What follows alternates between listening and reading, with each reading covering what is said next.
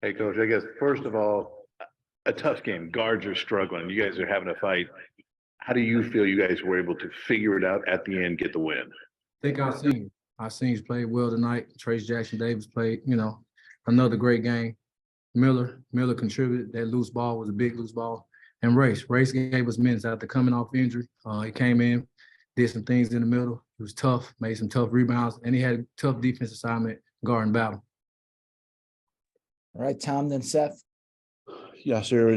We've been spending the last 2 weeks comparing what Trace has done in each game to something that happened 15 years ago and not since 20 years ago. I mean, can you kind of wrap your hands around what these last couple of weeks have been like tonight, and how big was that offensive rebound on that missed free throw at the end? Trace has been big time. I think his leadership has really been good. I mean, his leadership has been excellent. Just some of the things he's been doing the last, 3 or 4 games last week, it's just been amazing.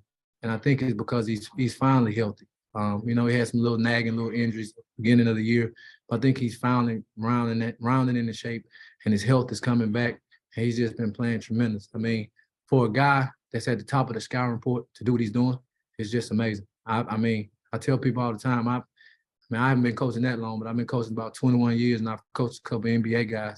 I mean, he's been unbelievable. He's probably been the best I've coached. All right, Seth and Zach.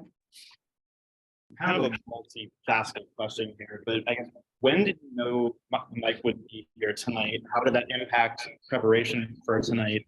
And I guess in reality, how did that kind of impact how you went about things both on the bench and in the locker room? And for you, kind of sitting in the school position on the side of the court, how do you kind of guide the team through that last stretch of the game?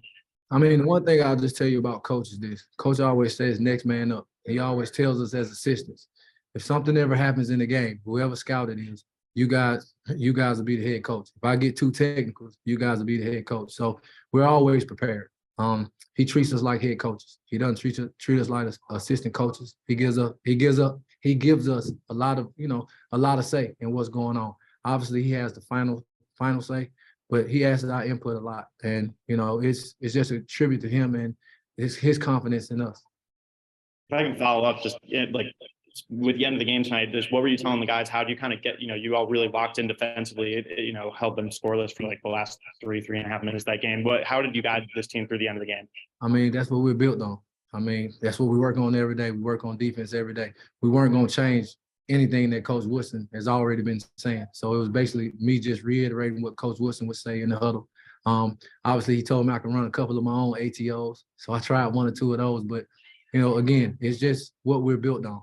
I mean, coaches put a system in, and we live and die by it. So, our leader, he's always told us what we need to do, and that's what we do, and that's what our guys did tonight. We dug in defensively, got some stops, and here we are. We came out with a victory in a tough game on the road. All right, Zach and then Wilson. Zach's on Zoom. I guess, Coach, just as much as you're willing to share, essentially just you talked about digging in on defense late. What was being said in the huddles? What was maybe being conveyed between players in the huddles? I mean, I think the last 3:20 they didn't score. They missed something like their last 11 shots from the field. What just basically led to you guys sort of tightening up when you needed it there at the end? Well, it's funny. The guys came in the huddle and they were very engaged. And you always like that as a coach for the guys to be engaged to what's going on the floor.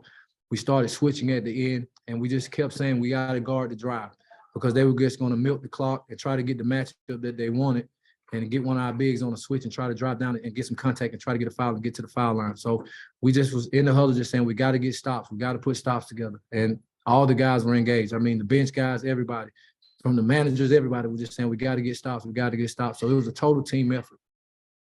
All right, Wilson on Zoom, then Rick Bozich. Yes, here. They came out in a zone early on. I'm just wondering, what about that zone, what do you think it was that gave you guys some trouble there, especially in the first half? You know what?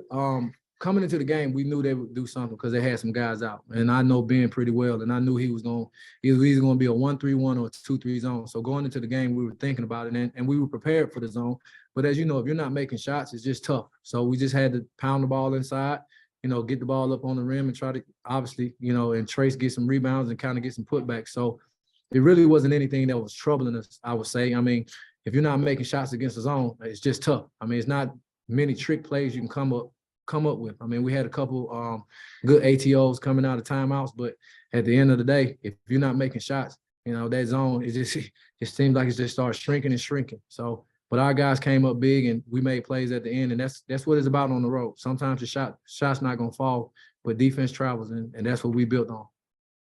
All right, Rick on Zoom and then back to Tom Brew. Yeah, I'm just curious. Malik had 10 points in the first half and didn't play in the second half. Was he injured? No, he wasn't injured. I think it was a matchup deal. I mean, we put him in the second half, and a couple of times they were playing small. So it was just a tough matchup for him. And actually, when he came off the floor, I talked to him about it. I pulled him to the side, like, look, big fella, there's nothing that you're doing wrong. But the matchups, I mean, they just kept driving us and getting fouls. And we were getting in foul trouble, and we were giving them easy baskets. So we had to kind of downsize a little bit so we could play these guys on the perimeter and switch. And I think, you know, that gave us the best chance to win. But it was nothing against him. It was nothing that he did wrong. He contributed in the first half, and his contribution was great. All right, Tom, and then we'll wrap up with Mike. How did you feel about just your comfort level with substitutions and patterns and timeouts and such? You know, it's a new thing when it's on your plate like that. How'd you feel like you handled all of that? Well, Coach Walsh and Coach Kenya, they handled the substitutions, and I was just trying to coach and just trying to reiterate everything that, you know, I had a chance to talk to Coach and communicate with Coach. So, you know, we kind of game plan. We had the game plan coming in, and we just kind of stuck to the game plan. And then timeouts, I just tried to stay calm. You know, I always know as a player, I always used to look at my coach and make sure that he was calm. And when he was calm, it made us calm. So I was just trying to keep the guys calm in the huddle and just kept telling them that we're going to pull this thing out. We're going to have to pull it out defensively because our shots weren't falling. So. Have you had to do this before? Take over as head coach for you? No, I haven't. Never had to do this before. Only, I think I coached 12 and under one time, and then, you know, scrimmages in practice. And you and Tamar Bates' baby, both undefeated. You know what's crazy? And today's my twin son's birthday, so it was even bigger for me. You know. All right, Mike on Zoom, last one.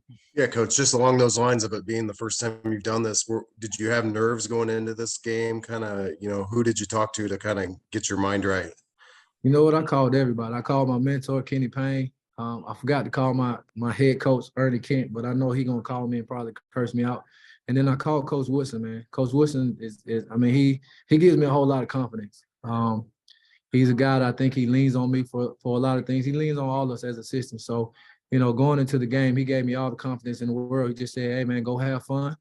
You know, and just, you know, make sure you keep the guys together and just do what we do. All right, thanks, yeah. Thank you, guys.